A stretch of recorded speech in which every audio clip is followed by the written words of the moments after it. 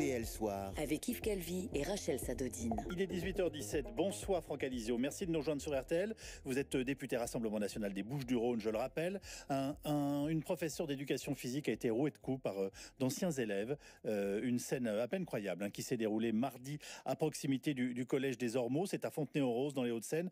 Quelle est votre réaction ? Écoutez, malheureusement, ces faits se répètent chaque jour, de partout. Je vous rappelle que c'est 1000 agressions chaque jour en France. 1000 agressions.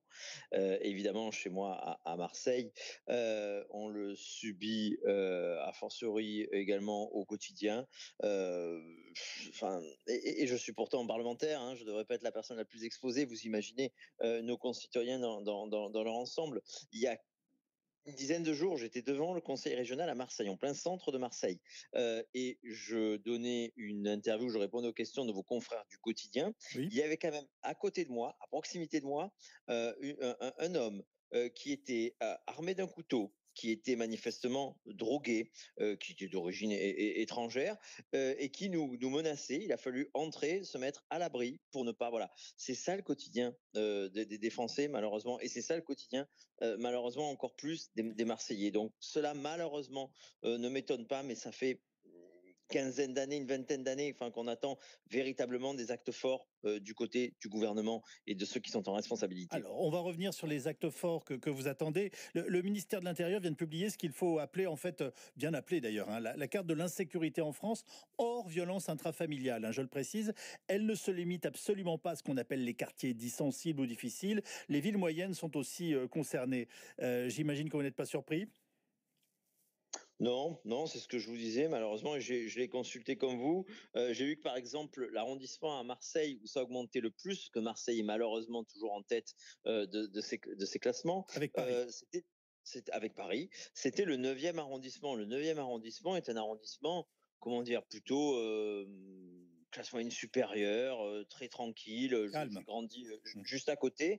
Et pourtant, c'est là où il y a le plus d'augmentation d'agression. C'est l'arrondissement qui empire, où la situation empire le plus selon ce classement. Et vous avez raison, il y a également les villes moyennes tout autour de Marseille qui jusqu'ici étaient plutôt épargnées, et les villes moyennes dans toutes les Bouches-du-Rhône où c'était plutôt tranquille, eh bien la situation se dégrade en matière d'insécurité, se dégrade en matière de trafic de drogue. Il y a quand même un point de deal, je le répète à chaque fois parce que c'est hallucinant, il y a un point de deal au pied du bureau du président du conseil régional, Renaud Muselier, en dessous de son bureau. Donc, c'est-à-dire à 300 mètres du bureau du maire de Marseille et à 500 mètres de l'évêché, qui est notre quai des Orfèvres à nous, qui est le siège de la police. Et tout cela se passe avec un minimum de réaction de la part de ceux qui devraient avoir la sécurité, notre sécurité, au cœur de leurs préoccupations et au cœur de leurs résultats. Je reviens sur cette cartographie. Il y a aussi des bonnes surprises. C'est le cas à Nantes, Lille ou encore Bordeaux avec des baisses impressionnantes. C'est dans le nord, en revanche, où la situation est la plus alarmante, notamment dans des villes qui n'étaient pas touchées auparavant. Valenciennes, Lens, Cambrai, Arras, comme Perpignan notamment. Comment réagissez-vous à cela ? Est-ce que cette cartographie vous surprend ? Je précise que Perpignan n'est pas épargné et que votre confrère Louis Alliot ne fait visiblement pas mieux que les autres.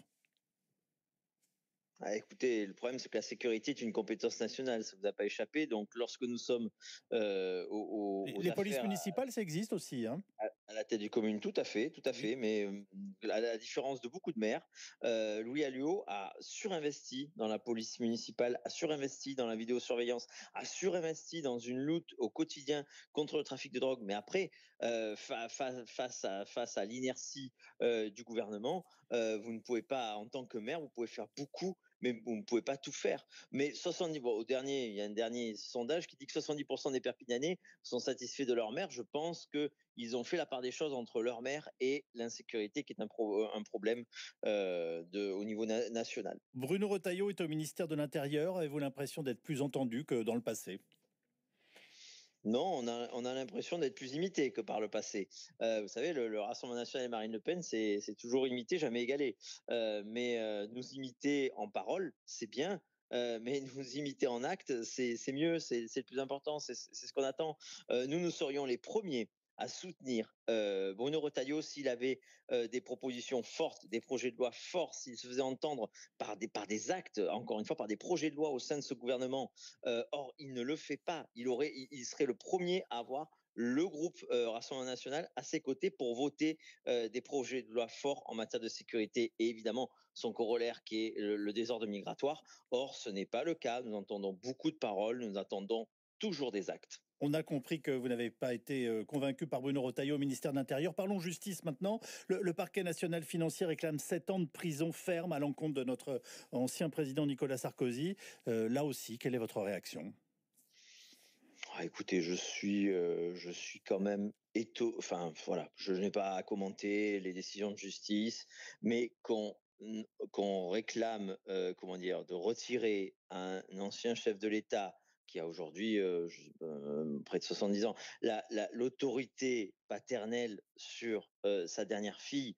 Enfin, je trouve ça complètement. Enfin voilà, je ne veux pas employer le terme acharnement, mais voilà. Et Nicolas Sarkozy, on peut penser ce que l'on veut de la personne, mais à un moment donné, je suis étonné, voilà, étonné pour le moins par la sévérité de la décision. Par ailleurs, Madame Le Pen connaîtra lundi un jugement dans l'affaire des assistants parlementaires du Rassemblement national. Le parquet a requis 5 ans de prison, dont 2 fermes, mais aussi 5 ans d'inéligibilité immédiatement applicables. Vous craignez qu'elle ne puisse pas se présenter en 2027 ?